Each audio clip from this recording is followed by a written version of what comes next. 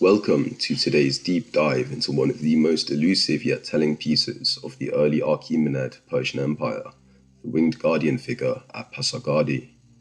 This icon offers a unique window into the ideology behind Persian imperialism as conceived during the reign of Cyrus the Great.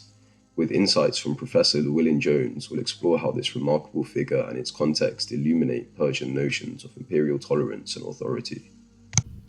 The Guardian at Pasargadae, likely positioned to protect Palace P, offers a powerful visual statement on Persian imperialism. Professor Llewellyn-Jones highlights the importance of recognizing Persian imperialism as neither purely benevolent nor wholly tyrannical. I don't want to particularly whitewash the Persians because I think there's always a danger that they're seen as the kind of good boys in empire building. As far as I'm concerned, any imperial enterprise is tainted from the start. While Persian imperialism might appear more tolerant, as Professor Llewellyn-Jones suggests, it was still an ideology with the goal of legitimizing Persian rule over diverse lands. However, Persian imperial tolerance was framed differently than that of many other empires, aiming more to integrate local traditions rather than enforce strict conformity. Pasargadae, the first capital of the Persian Achaemenid Empire, held profound historical and symbolic significance. The site not only served as Cyrus's homeland, but also as the battlefield where he won his last decisive victory over the Medes, a triumph that Apollonius describes as critical in establishing Persian dominance.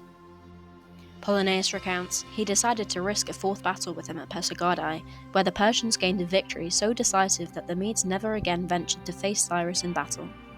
Herodotus further suggests that the Pasargadae tribe, originating from this region, played a key role in persuading Cyrus to rise against the Median king, a decision that ultimately led to the foundation of the Persian Empire. Herodotus describes how the tribes in Persia persuaded to revolt from the Medes were the Pasargadae. According to Professor Llewellyn-Jones, strategic and cultural factors likely influenced Cyrus's choice of Pasargadae as his capital. There was already a settlement at Pasargadae, and I think that's clearly Cyrus's homeland, or where his heart is, certainly. But I think the fact that the battle took place there in which the Medes were defeated only added to that already importance of that area for Cyrus and his people. Thus, Pasargadae represented both a physical centre of the Persian Empire and a symbolic foundation of Cyrus's reign, allowing him to visibly project his imperial authority and link his rule to Persia's roots.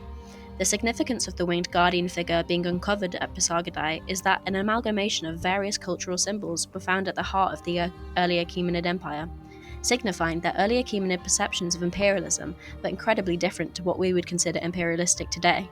But before we delve into conceptions of imperialism, let's explore the symbolism of the winged guardian figure further. The winged guardian figure itself consists of 4 Assyrian wings, an Elamite robe, an Egyptian Phoenician crown, and a Persian beard. Combined, these elements reflect Persian ideals of imperialism. Drawing from the far expanses of their empire further echoes Persian power and authority by highlighting their reach. Above its head, an inscription was recorded which read, "I am Cyrus," which scholars suggest conveys not the image of Cyrus himself, but rather the ideal of kingship, an embodiment of imperial ideology as envisioned by the Persians. The winged guardian figure could also be said to echo similar figures in architecture and art from the ancient Near East. While some scholars have associated the figure with the Canaanite deity Baal, Professor Llewellyn-Jones offers a different interpretation. I think it's hard to say that specifically that's the figure of the god Baal.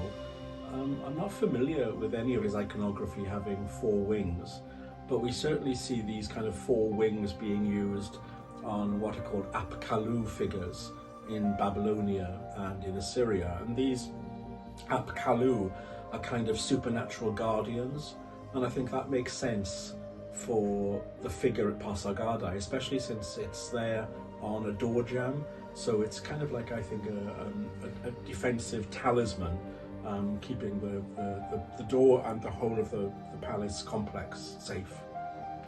This perspective situates the guardian as a protective talisman, synthesizing Babylonian and Assyrian motifs into a uniquely Persian symbol of guardianship. This theory of the guardian figure at Pasargadae being inspired by the Apkallu of Mesopotamian myth is further supported by the remnants of reliefs depicting humanoid figures with fish-like tails, bull's legs, or bird claws on the left and right sides of the gate to Palisades, attributes which are associated with various Apkallu. The winged guardian thus functions as a cultural fusion, blending Near Eastern deities and symbolic traditions into a single, unified figure, a testament to the Persian Empire's embrace of diversity and tolerance within its vast realm.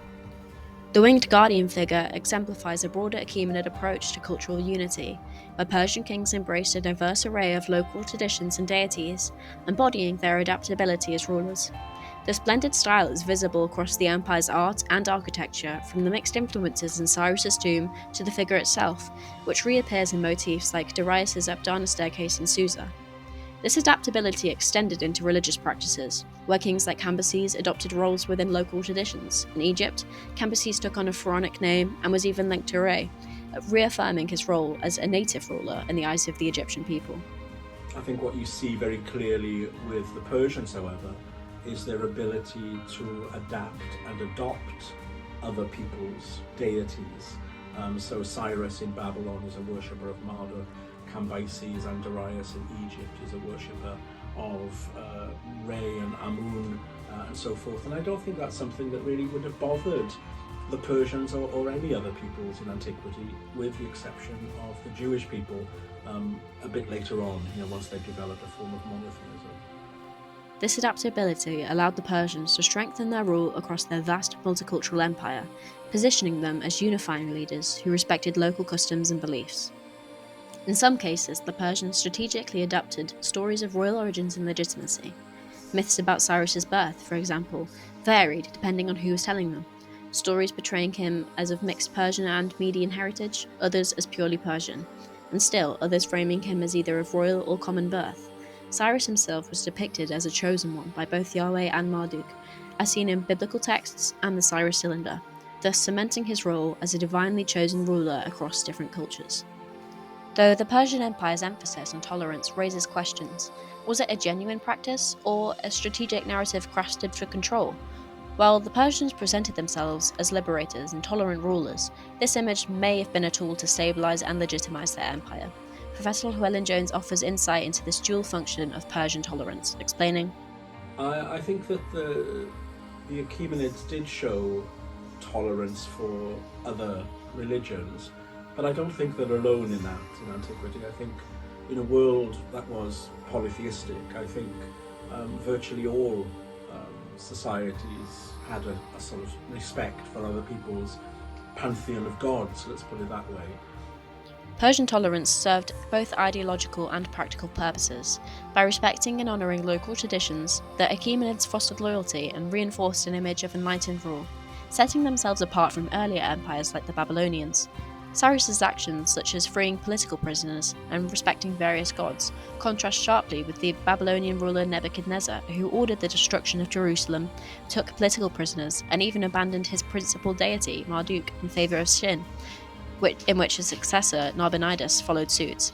In contrast, Cyrus was portrayed as chosen by many gods and a ruler who upheld the proper rights, establishing himself as a respectful and tolerant leader. The Achaemenids may have strategically crafted this reputation of tolerance for their personal gain, recognizing the benefits of being seen as benevolent rulers. This carefully managed image allowed the Persians to contrast themselves with other empires, stressing cultural and religious acceptance as a defining feature of their rule. By promoting this tolerance, they sought to distance themselves from the harsher rule of past empires or kingdoms, like Nebuchadnezzar's Babylon, positioning the Persian Empire as a model of adaptability and enlightened governance, even if it remained at its core an empire. The winged guardian figure at Pasargadae embodies an Achaemenid empire's unique vision, a projection of protection, unity, and respect for cultural diversity. Yet, more than that, it's a symbolic figure. This guardian is part of a larger display of imperial ideology at Pasargadae, where Cyrus's capital becomes a deliberate representation of Achaemenid values. The site, with its carefully planned layout and imported flora from across the empire, was designed as a testament to Persian rule and integration. The gardens, divided into 4 quadrants, symbolize Cyrus's titles as the king of the 4 quarters, visually reinforcing his reach and authority over a diverse and vast empire. In this way, the guardian figure at Pasargadae signifies that the Achaemenid Empire embodied a model of imperialism that stressed integration and respect, creating a legacy that, while complex, still invites reflection and re-examination today.